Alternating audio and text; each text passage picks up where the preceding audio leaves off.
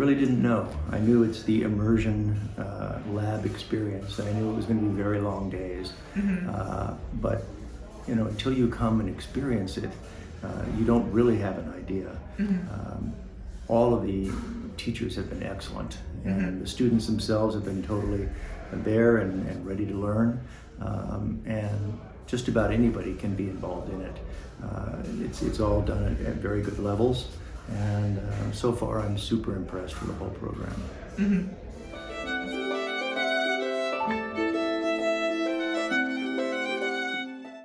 Well, almost always, especially for martial artists that get together, it's the stories. You meet a complete stranger, and pretty soon you're talking about this instructor who showed you this, or this encounter that you had that taught you this, connections, and it's a small world, and you make fast friends, and very likely you'll have them in your contact list forever.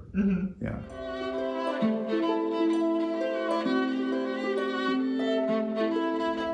Yeah, the Bowie knife. Oh yeah, a lot of people I've interviewed today seem to mention the that. Bowie knife was really, really fascinating and interesting, and really all the arts that have been demonstrated so far are. As soon as you start to scratch the surface and get a little bit deeper into it, the details are fascinating, and one thing leads to another, and then you're able to explore footwork patterns and deceptive movement and intuition. So it's for martial artists that are into that type of thing, it's awesome.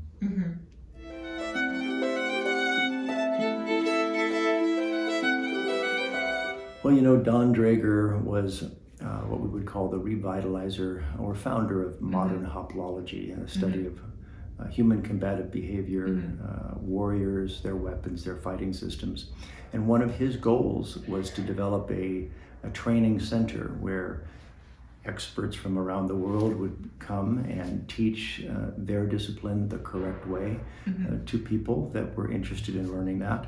And that dream was never realized because he passed away so early at age 60. But individual people have been inspired by his life, and Mahi Paulunia has done that. And now here we are.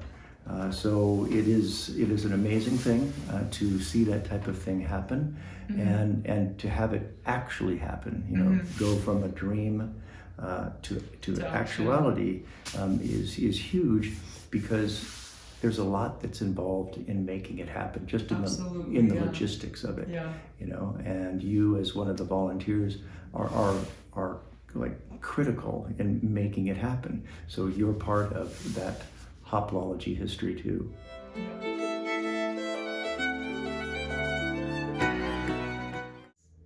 Well, so far, I talked to Mahi Paul about this. It's really about the deceptive movement that all the arts that we've seen have shown. Of course, the Bowie knife is awesome with that. But the other arts too have very interesting deceptive movement. So far, that's what I've.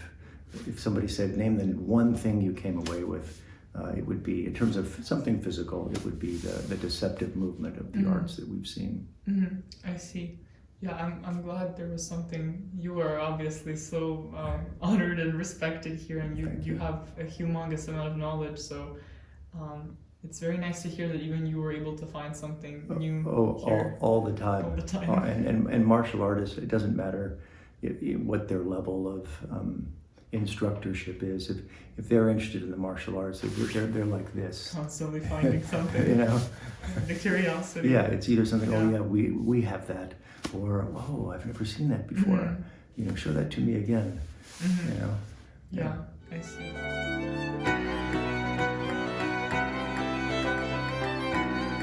Well, for me, and maybe a lot of people are like this. After a while, your brain shuts off, and no more new material can come in. And so what I was anticipating, 10-hour days, is that a 12-hour day that I'm seeing there? I really didn't know how I was going to react to that. It's a lot. Yeah, the fact that I was really able to participate the entire day yesterday was impressive to me, you know, because really after about 4 hours, my brain starts to shut Absolutely. down. And unless you plan for that, and the way that you have planned for this is you've given long enough breaks for people to kind of regenerate. And we have the option of sitting out if we need to sit out, and everybody's got various injuries that they have to deal with. And the older we get, you know, the more we have, you know, and you have to know your limits. And as soon as we were working on the rapier today, and I put the rapier in my arm, I realized, you know, sorry, I'm gonna have to sit and just watch this. But all the shoulder touching exercises were amazing, awesome, and excellent, and I'm stealing them. Yeah. You're not the first one to mention longer breaks and lack of sleep. Yeah, that's been very common among. Yeah, and some of it you can't get away from. Yeah. You know, it just is what it is, and part of a camp like this is, you know, hey, it's intense. It's not a vacation. Yeah. You know, you are coming because you're highly motivated to learn about these different things, and there's really only one or two ways to do it. And the way we're doing it is we're going to go, you know, 10 or 12-hour days and cram as much as we can into it, and we're going to try to, you know, give you some rest breaks in there, but we are wanting everyone to push themselves beyond what they normally think they could do, and that's a legitimate thing to do. We're signing up for that.